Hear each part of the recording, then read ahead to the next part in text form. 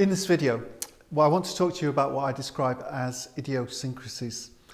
These are things that I think we should not be doing whilst we're making a speech. And often we're doing these things and we don't know that we're doing these things. So I've got a list of about 30 of these, and I'm going to just spend 5 or 10 seconds on each one. I'm not going to go into too much depth, but you'll see what I mean. So the first one is glasses. They're on, they're off. They're on, they're off. 20 seconds later, they're on, and then they're off again. Now, this is really distracting for the audience.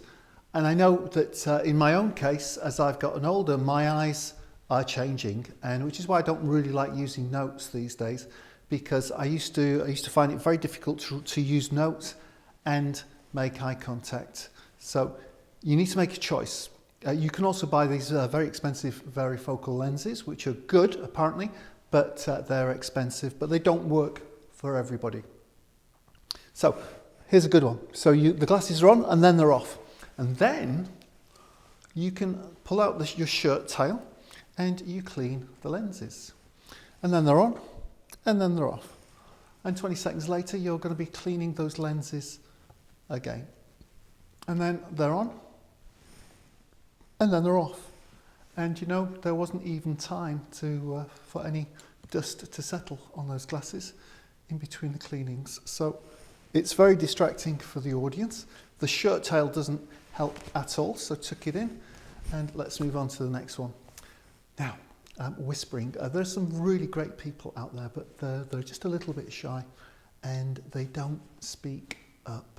And this, again, is one of these things that really doesn't help an audience. So, what I'm going to ask you to do is to be a little bit bolder. Be courageous. Use your voice. Let everybody hear what you've got to say. There's no point in having a great message if nobody can hear you. So, don't keep it to yourself. Scratching. Scratching your head, your nose, your chest, your sides, your back, your bottom. It's not great viewing. Scratching, not good. I saw a gentleman on stage a few years ago. He's playing with his ear like this as he's talking away, and then he starts looking at his fingers, and it wasn't great viewing. So I wouldn't recommend that. Coughing. This again.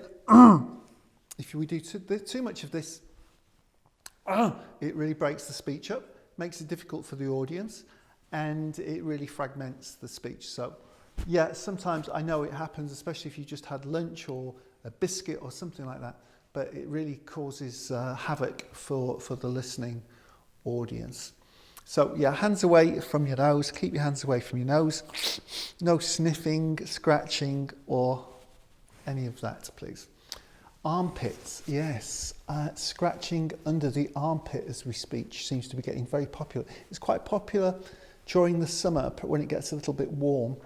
And again, this is not great viewing for the audience. Now, I'm wearing a jacket here, but I was in the office a few weeks ago and I saw a gentleman. It was a very hot, sticky, sunny day, and his armpits were a little bit damp, let's say. And he's scratching away there, and I've got to say, it's not great viewing. Okay, hands behind the back. Now, some people call this one the Duke of Edinburgh position, because the Duke of Edinburgh is quite famous. He kind of walks around with his hands behind his back, and he says to people, hello, have you come far? And these kinds of things. And because he's very, very tall, he often has to stoop down when he's talking to these young children. And for some reason, the poor guy, some people find this slightly patronising. I don't particularly, but it's all perceptual.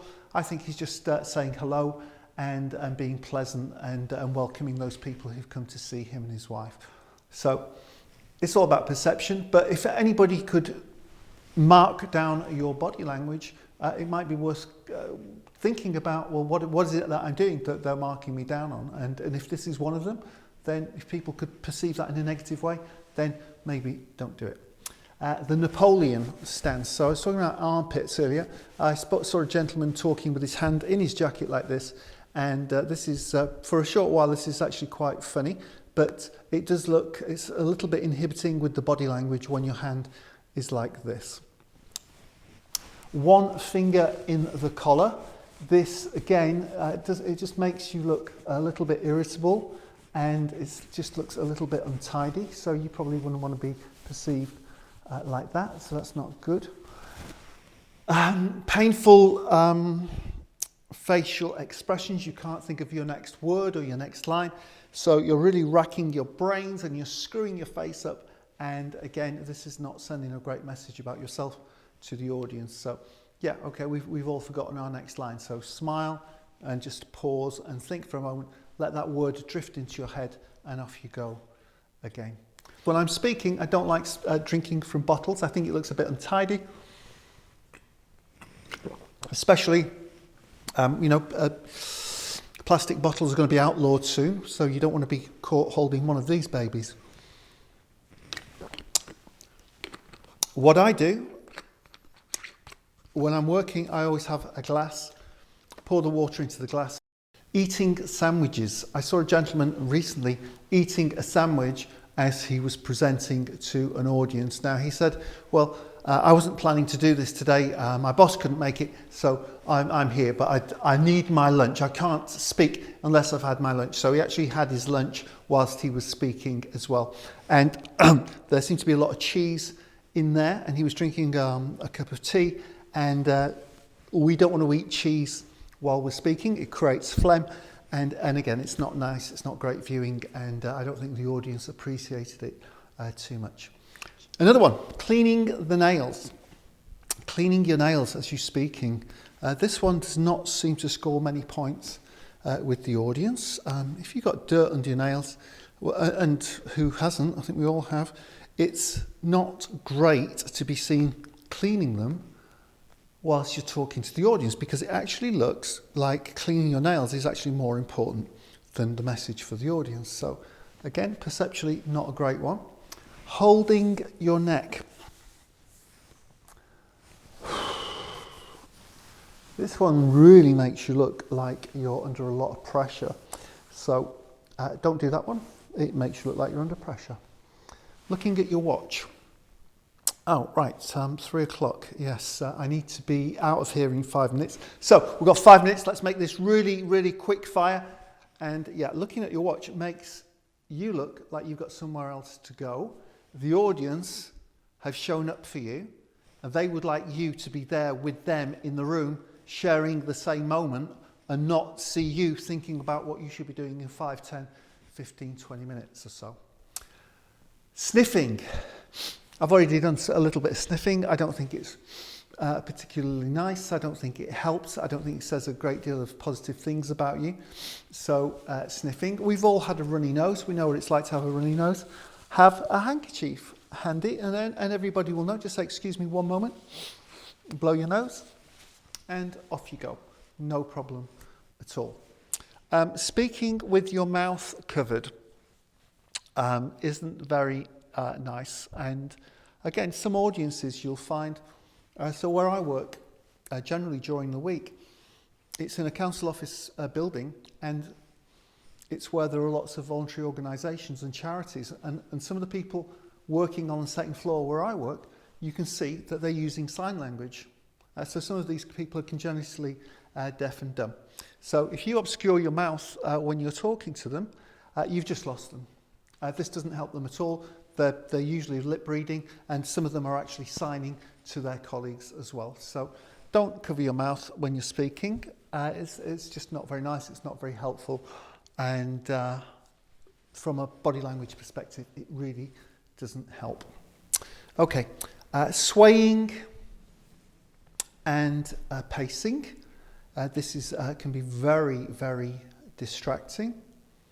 And I used to do this very early in my IT training days, but I didn't know it until a gentleman, one of my colleagues, videoed the first hour of a session with me, and I'm just rocking backwards and forwards for an hour. Now, when he told me this, I laughed. I just said, "You've got to be joking. How on earth could I be doing that and not know it?" And then he showed me the video, and he was perfectly correct. And I just thought, what am I doing? Why don't I just stand still? So standing still is a really, really good thing. Hands in pockets can look a little bit casual. Some people think this is kind of familiar, it's relaxed, it makes them feel good. Some people in the audience feel it's a little bit overly casual and on the, wherever you draw the line, slightly disrespectful. So I always ask my students, how do you want to be perceived by your audience? So if you're doing anything where they could perceive you in a negative way, I would always suggest do something else with your hands.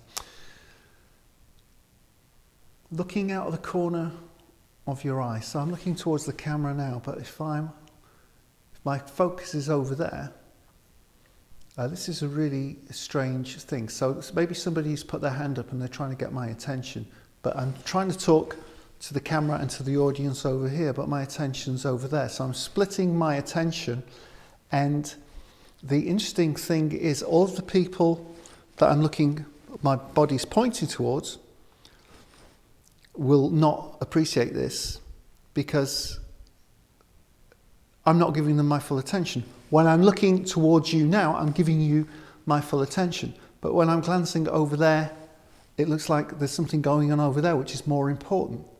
So if I'm talking to somebody over here, I'm going to point all of my body, I'm just going to swivel my hips and point all of my body towards that person or that group over here so that I can give them all of my attention, which means that these guys are going to have to wait for me to come back to them as I am doing now. So it's a perceptual thing.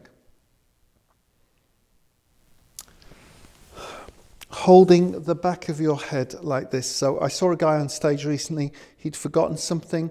He put his hands in his head like this and he's kind of rocking because he's just made a mistake, and it wasn't a huge mistake. It wasn't as big a deal as his body language was suggesting, and it just sends the wrong signal. It looks like you're out of control when you exhibit body language like this. So if you make a mistake, and we've all made mistakes, don't worry too much about it. Just figure out what the mistake was. Say the right thing. Say it the way you meant to say it, and move on. And everybody will be really, really happy with that. I think I've already talked about facial expressions. Screwing your face up. It's not great. Don't do it. It doesn't help anything, and it just makes your face look really, really weird. Ums and ahs. Now we've all done lots of ums and ahs, but it's not just ums and ahs. We have lots of verbal fillers like right, so, and all that, blah blah blah, etc., etc. And yeah, and so we'll carry on, and all of these fillers, all of these words that they really don't add any value. If we can eliminate them, and we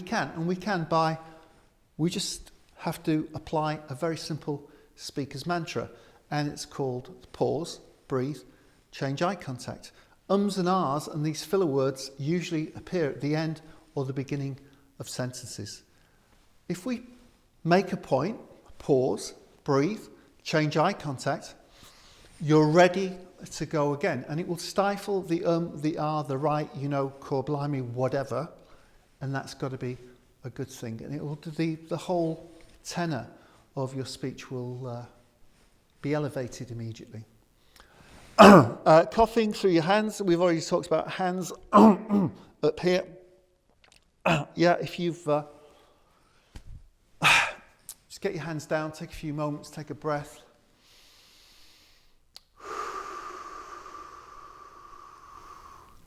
That's much better.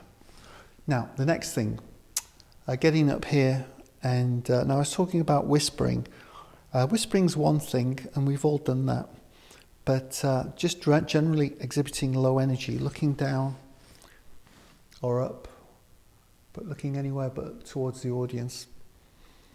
Exhibiting low energy, and this has a big impact on your voice as well. And your voice is going to follow your energy, and this is really quite an unpleasant experience for the audience because they're there, you're there, but you're not connected. So we need to raise our energy. We need to get that voice moving, flowing, create that energy, create that atmosphere whereby you're connected with the audience. I think also the other thing is the blank facial expression, because when we don't exhibit any warmth or joy or energy in our facial expression, we just look completely switched off. That, of course, has an impact on the quality of our voice and the energy in our voice as well. And I think there's only so much punishment the audience can take before they switch off completely. So we want to get that facial expression alive. So if you've got a pen, simply by smiling, simply by holding that posture there, it creates a smile in your face. And it somehow, amazingly, it brings out the energy in your voice as well. So that's a list of about 29, 30 idiosyncrasies. I hope you enjoyed them, and it's always fun talking about them. If we can eliminate them from what we're doing as a communicator, I can guarantee you're going to be doing a great job.